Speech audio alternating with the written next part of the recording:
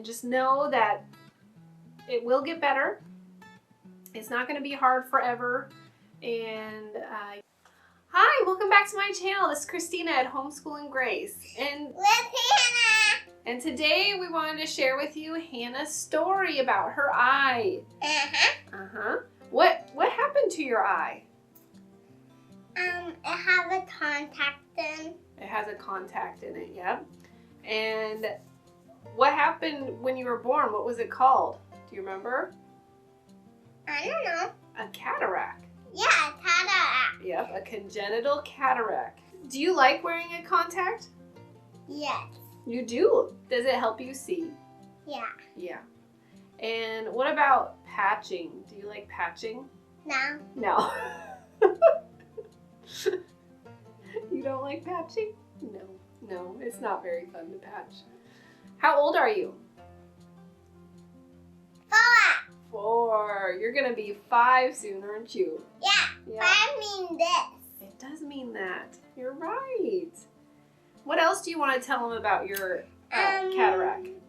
It kind of bugs me. It bugs me when it hurts. It bugs you when it hurts. And we kind of need to take it off. We have to take it out sometimes. Yeah. Yeah. Is that hard? Yeah. Yeah, sometimes. Yeah. What about your glasses? Do you like your glasses? Yeah, and I'm wearing them. Yeah, you are wearing them. Here, let's go over here so you're not... And Mama has glasses too. Yep, I have glasses too. Okay, well, thank you, Hannah, for sharing with us all about your eye and your contact. And now I'm going to talk some, okay? Okay. Okay, so Hannah wanted to stay in the video with me while we talk about her eye, yes. So I was thinking when I was trying to decide how to make this video, what would have helped me in the beginning of this journey? And I think just hearing other people's stories about this was the biggest help. And so I thought, well, I should just make one about Hannah and her journey and where we have come from, or how how our journey went so far, or is going so far. Okay, so here we go. So Hannah was born in 2014, and my pregnancy with her, I had gestational diabetes, and that was the first of any of my pregnancies to have it. She was our third daughter, and the delivery went fine. It was a total normal delivery except for the diabetes, so I was induced early, but I hadn't been induced with my first child. And everything was going fine. They did not see anything at the hospital wrong with her eyes. They didn't see anything wrong with her eyes at her 2-day appointment. They did not see anything wrong with her eye at her 2-week appointment. And it was not until she was probably about 6 weeks old, I was nursing her, and I noticed this little red mark under her eye. And I thought, that's strange. What is that? I immediately, my brain just went to, oh, it's pink eye. I need to take her to the pediatrician right away. It's pink eye. And none of my other kids have had pink eye. I don't know why that was what I was for sure it was, because it's not the normal pink eye conjunctivitis symptoms. It was just literally like a little pink mark. So I had a close friend living nearby at the time, so I asked her to come and babysit my other kids while I took Hannah to the doctor. I called immediately, and we were able to get her in.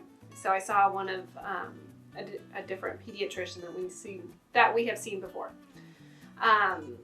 So I took her in, and I was totally second guessing myself the whole time, thinking I am just being a ridiculous mom of a newborn. She is fine. I don't know why I'm freaking out about this, but I just knew I needed to get her seen. So the doctor is taking a long time looking at her eye, and he finally stops and he says, she does not have pink eye.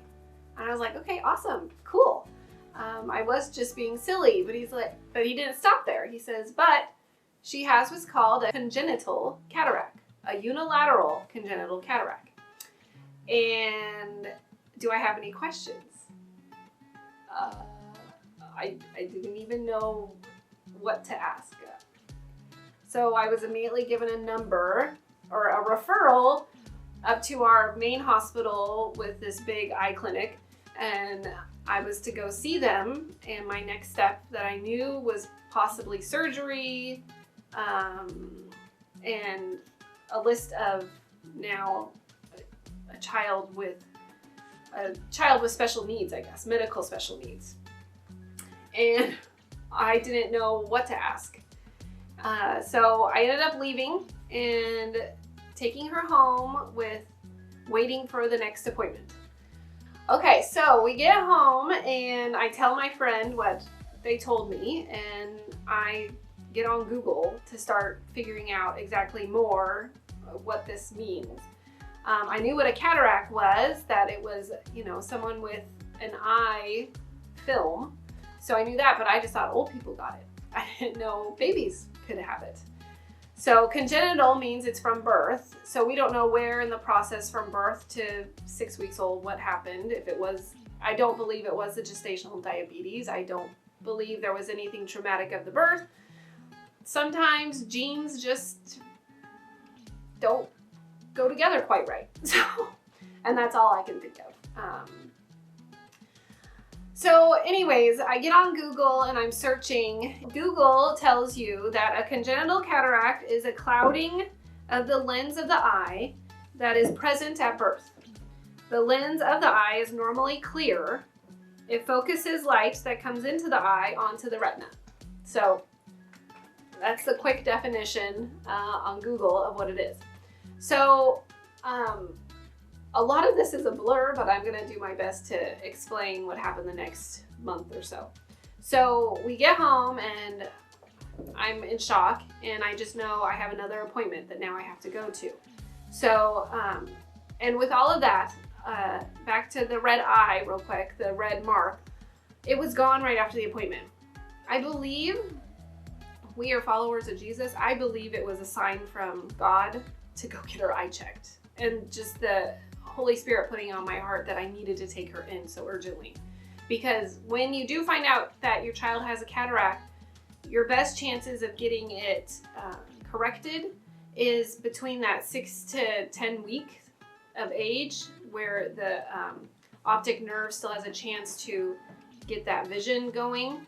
And it's still a very long journey, but from my understanding is like that this is the best time to get it taken care of.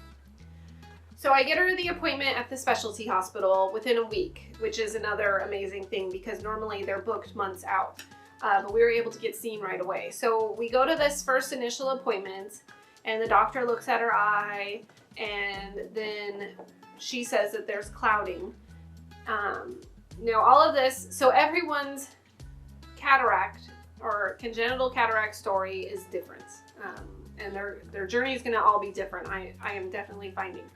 So for hers, her cataract was on the back of her lens. So that's why we couldn't see it easily. You really had to focus in on it to see it. So we, after they see that she does indeed have the cataract, we then go to get an ultrasound done of her eye, which she did amazing as a baby.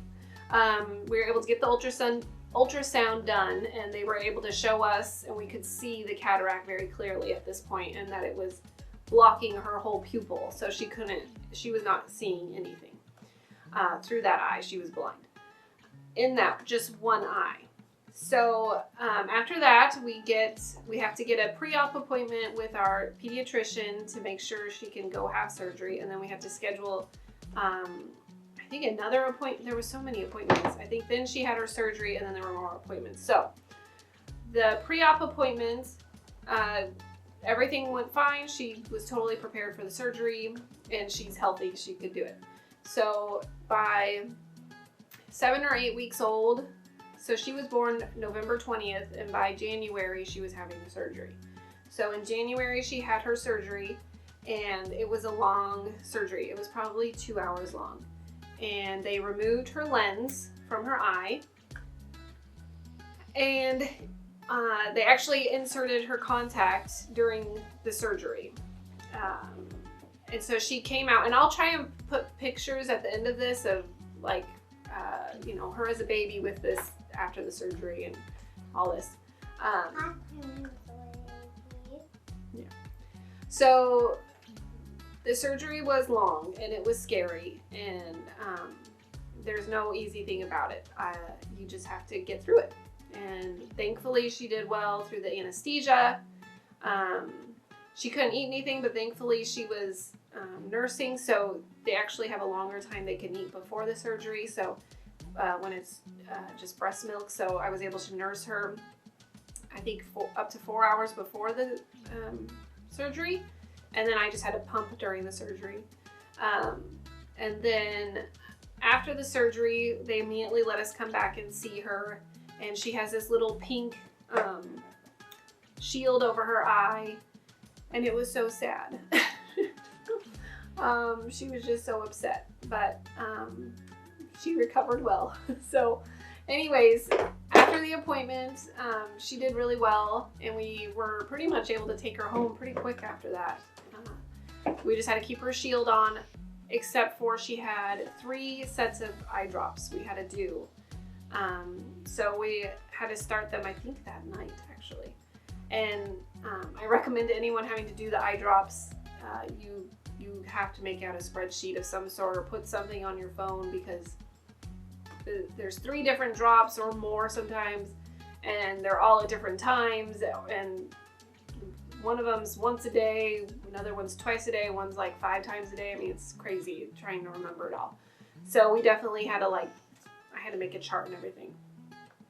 So we got through that, and the very next day we had to go back to the doctor to just have her post-op appointment, have her eye checked. And that was probably the hardest appointment. It was early in the morning, and we were pretty exhausted from the whole day before. And so we got up and took her in, and they take her shield off her eye and start explaining to us. Mama, which shield? You had a shield you had to wear on your eye after your surgery. Which one?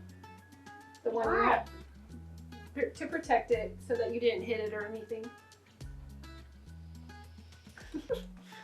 Okay, so at this appointment, I'm not doing well. It was a hard appointment, the post-op. The doctor takes her shield off and starts explaining to us her contact and that we're gonna need to take it out. And I think that they wanted us to try and take it out there. And I'm going to link a video below of a gal. The video has to be like maybe 20 years old, but it was so helpful for me to learn how to take the contact out. And I had watched this before the appointment over and over again, but she's able to pop her son's contacts in and out. It's amazing. I don't have the same experience, but it was at least helpful to have an idea of how to move your fingers to get the contact out. So I'm looking at her, she's in my arms, and her eye's all red, and they're telling me we're gonna take her contact out, and I start to pass out practically. I guess is the easy way to say it. I'm getting really flushed, and I can tell my blood pressure's dropping, and I'm not going to stay awake much longer if I have to continue to look at my baby's eye all red. So they quickly get me juice and crackers and lay me back and take the baby, and we stop looking at her eye. And I think that's really when it all set in, this is happening. We're in this for the long haul, and my baby is now wearing a contact lens, and this doesn't feel right, but I have to deal with it. And so I finally recover, and we finish up the appointment. I can't remember what else happened at the appointment. I can't remember if we took the contact out or if it stayed in or what. I just knew now I'm dealing with a contact. So I think it ended up, we had to take her contact out once a week. So she wears a contact that is called a Silsoft. She wears a Silsoft contact. So it is a hybrid of a hard lens and then it's soft around. So it's not a traditional soft contact or a hard gas permeable contact. It is its own thing. So, and they were just tiny little contacts. I mean, you gotta think a baby's eyeball, it's so small. So these little contacts. So once a week we would have to take them out, and we always could. What's beautiful when they're an infant is that you can get them to sleep and then pop the contact out, which I wish I could still do now, but we can't. So I would nurse her to sleep, and we had a light that could dim. So I would put it really low to get her to sleep, and then I could turn it back up, and then I would do this flicking thing, and that's from the video, to get her contact out. And I would pray every time, like, Lord, just help us get this out. And I would actually, I think I put it up on all my social media, like, everyone please pray, I have to take my baby's contact out tonight. Because it was scary. You don't want to hurt their eye. We get the contact out and get it soaking, and you have to get special cleanser, contact. You can't use anything with preservatives to at least wash it off. Then to clean it, it could have preservatives, but you had to use, we use eye drop stuff that has no preservatives.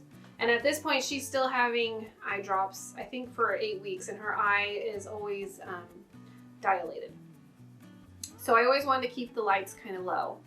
So at this point, I think it's now maybe 2 weeks into it, we've had another appointment to go back to see again a post-op how her eye is doing. And it goes well, and it seems like we're getting the contact out well, and I'm wanting to keep the shield on her weak eye because I'm so scared to look at it. But at one point after her surgery, I remember her sitting there with her little shield off, and it was like I could just tell she could see something. She had her contact in, and I'm like, she's actually now seeing. Before she couldn't see. So it was really amazing, that one moment I have of her just sitting there, and I could tell she was actually seeing things around her. And we immediately, after all of this, had to go into patching. And patching is hard because that little eye has not been used. The optical nerve's been blocked because of the cataract. So she went for so long, 6 to 8 weeks without seeing. And now all of a sudden, I'm having to force that eye to start working. And it does not want to. It's not happy with it. So in the beginning, she slept a lot while patching, and the patching time seemed to go on forever because she would just fall asleep or she would just cry because it was so hard to see. And I remember trying to put on, like, what's that show called? Baby Einstein. Like, oh, maybe this will help her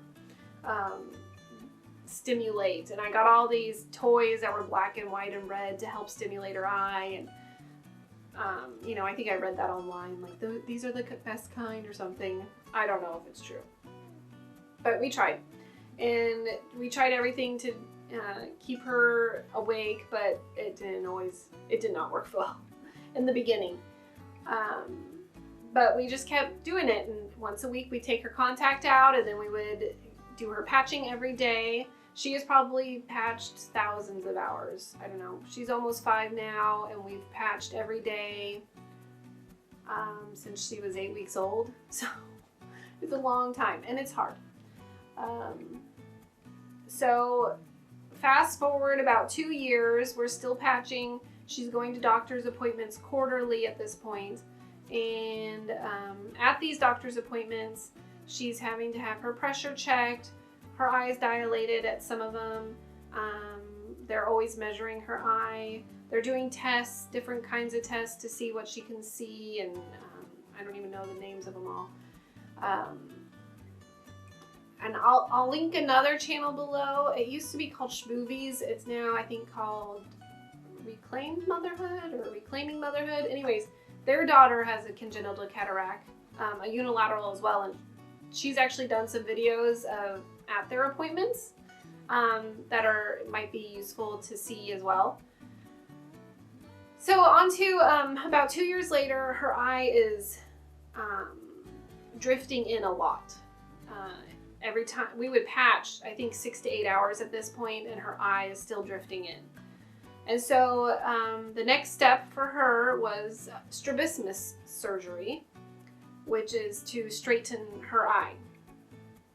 And at the same time, she's having a lot of ear infections, and I won't go all into this, but she ended up needing to get tubes as well, so we had to coordinate with doctors, and it was kind of a mess. But so our eye doctor came to do the strabismus surgery, and we had to take her contact out before that surgery.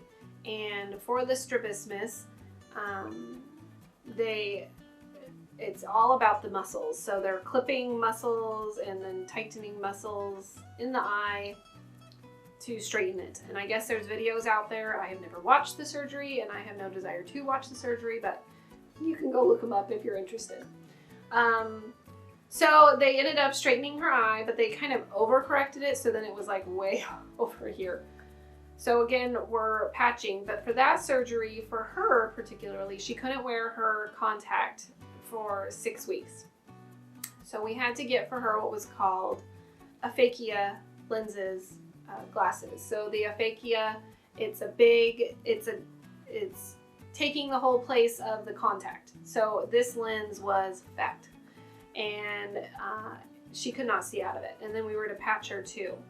And I felt terrible because it was so far off her face, she couldn't see, and the little glasses would like be crooked, and it was pretty pathetic. And I don't think we got hardly any patching in at that point because it just didn't feel right. Some people may disagree with me. You got to do what works for your family. It just wasn't working at that point. So finally, after the 6 weeks, she could put her contact back in, and we could start patching again. So we're still patching about 6 to 8 hours at this point a day, and her eye is slowly getting stronger again to straighten more. And I remember at one point, I think she was 3 or 4, I just noticed finally, like, wow, it's finally coming along. It's like getting straighter. And so that was super exciting to see. And there's still days, I think it stays pretty straight when her glasses are on. When she has her glasses off, it doesn't stay as straight. She kind of wants to keep it closed. But when it is glasses on and patched, it will be straighter. So that's always exciting to see. So I'll backtrack a little bit again and talk about what we found with her prescription and everything. So to start with, you got to think they're blind.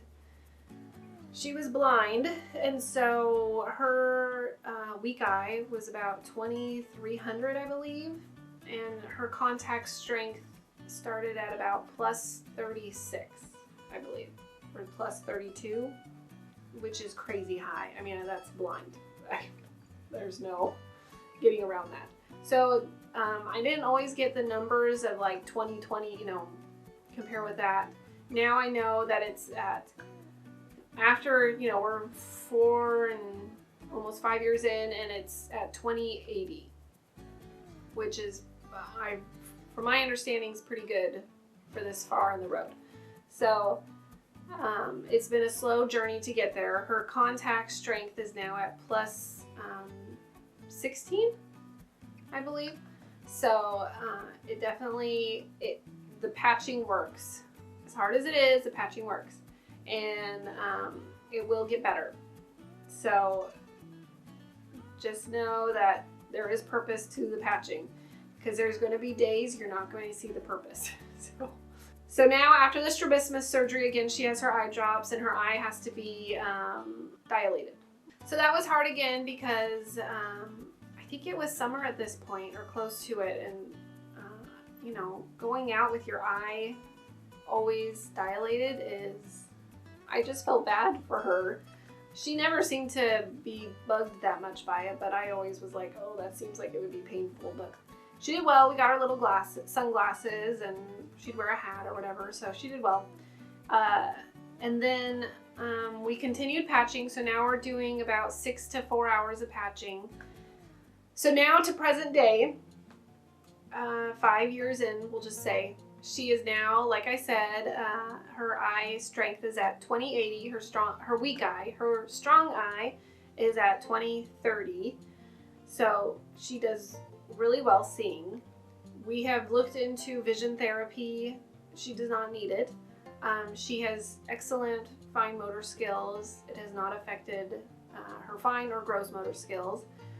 She does, I don't know if you can tell, her speech isn't perfect, but that is from a totally different thing that was with her ears and adenoids, and that's a different story. So, but I wanted to share the reason why we sat here so you could see some of her schoolwork that she's done doing pre-K. So, you know, she's able to do just like any other kid. And I think, you know, we get scared that these disabilities are going to hinder them so much. And, you know, God is good. It makes them more resilient, I think. They're not scared of hard things because they've been through hard things. So she's pretty remarkable, I think. What else would you want to know after all of this? It's a long journey.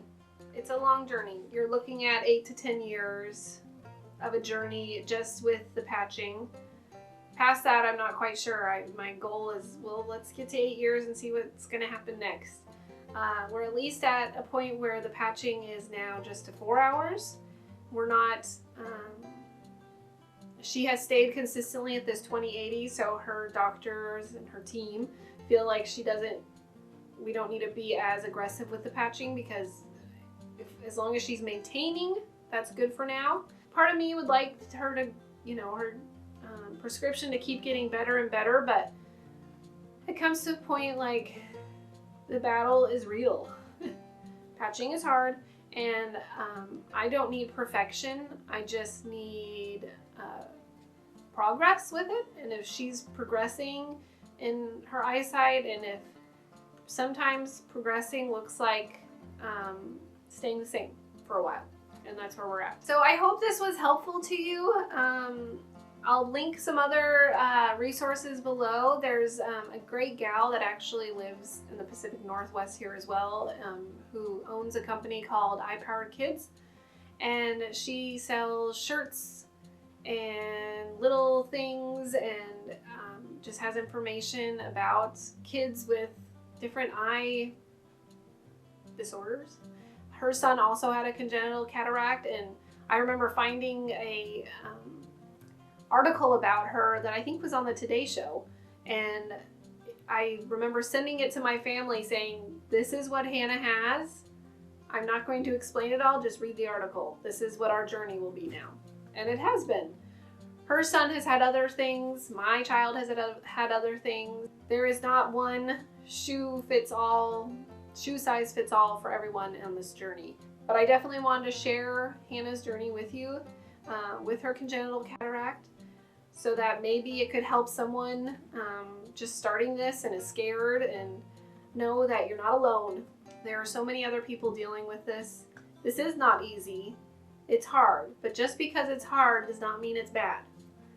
It has definitely grown us as parents. It has helped us, I think, be more compassionate when we see kids that, and even my kids see kids that look different, because she always has to wear a patch. So you will realize, oh, you'll get excited when you see other kids with patches, or you'll hear like, oh, my child did that. Like, oh, really? Like, I am not alone. There's others that are going through this. So just stay strong, be courageous. You will get through this.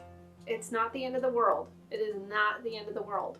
Just because your child has this, you will get through it. It will become your normal. That's definitely what I have noticed for us. What felt so scary in the beginning is now just our normal. Every day, Hannah, pick your patch. And she goes and picks her patch. Not always willingly, but we get it done.